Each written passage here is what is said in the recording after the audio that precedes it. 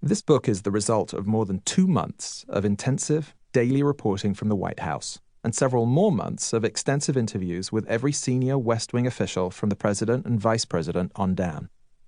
While Obama's aides did not share their thumb drives, they did share memos, PowerPoints, notes, and many hours of real-time and rear-view observations.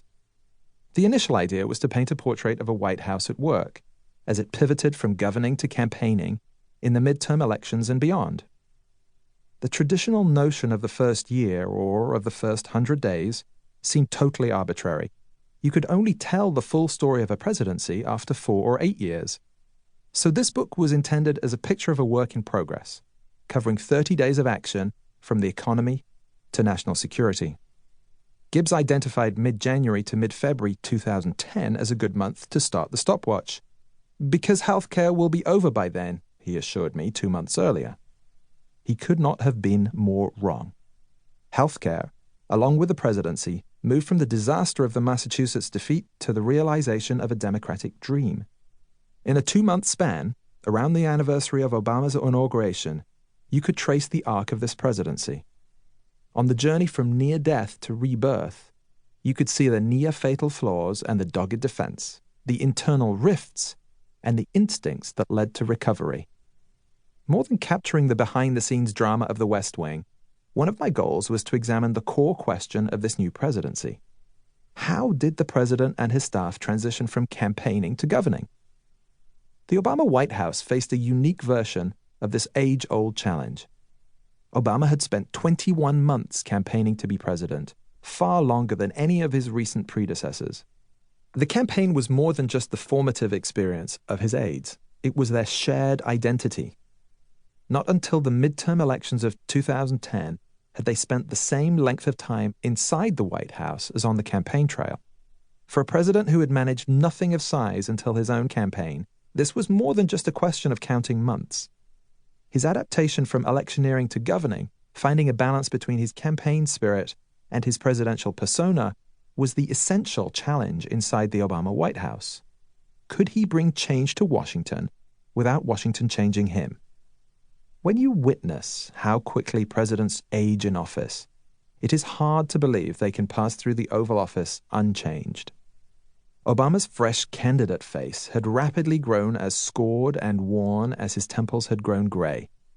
Perhaps a president's core principles survive intact even as he shifts his positions on policies. But even Obama's closest aides conceded there were changes, if only in his style of decision-making. It's like watching kids grow. If you're there every day, you don't really see it, said David Axelrod, Obama's senior advisor and chief strategist. The remarkable thing about him was how natural governing was from the beginning. He looked comfortable in there on the first day. I'm too close to know how he's changed. When you have to make the kind of decisions he's made, you become wiser. I think the decision-making process becomes easier. You know what you need to make decisions, and you know what you need to get there. If Axelrod did not know how Obama had changed, other aides confessed they shared the outside world's incomprehension of Obama's true feelings. There was an inscrutable quality to his steadiness, which could make him seem calm in a crisis and clinical in a catastrophe. Did he ever enjoy the office of the presidency, which he had worked so long and hard to win? I'd love to know the answer to that question, said one long-standing aide. Does he enjoy being president? He doesn't show it. Other than getting gray hair, there seems no difference to me. He still has a sense of humor, but he's an amazingly steady guy. Others witnessed something other than steadiness. A steeliness when shutting down even closer aides, and a soft touch when opening up to others. Senior staff spoke privately of policy discussions that ended with a piercing presidential stare and an icy, abrupt command from Obama. Next!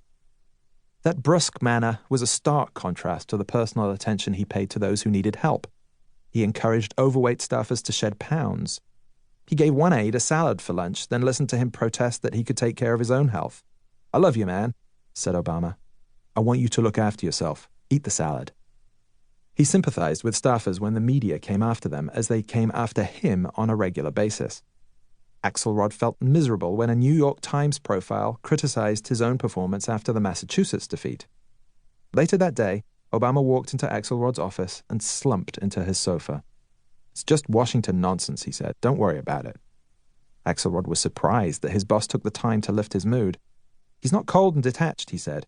"He's the first person to be concerned if you're having a bad day. He's attuned to people's moods in ways you don't expect." For all his self-discipline and steadiness, Obama found it hard to dismiss the Washington nonsense quite so easily himself. Despite his advice to Axelrod, he seemed obsessed by the media coverage and consumed it voraciously. "He reads everything," said one close aide, "and I mean everything. Every news story, every column. It's driving everyone crazy." As their political fortunes declined around the anniversary of the inauguration, Obama's aides started to miss the old campaign days of constant travel and uncertainty. "I told the president I long for the carefree days of simply getting him elected to this office," said Gibbs in the middle of the healthcare debate. "Everything that comes to me is hard, and it hasn't been solved because it's hard. Then I understand why the days here are so long. I look at my schedule every morning, and there aren't a lot of things going great. You go to the Situation Room, and everything isn't going great. You feel it at the end of the week." The solution for Gibbs and other campaign veterans was to revive the campaign spirit inside the White House. If they did not return to the mood of the 2008 election, they would be facing far more people like Scott Brown, the Republican candidate who won Ted Kennedy's Senate seat in one of the safest Democratic states in the country.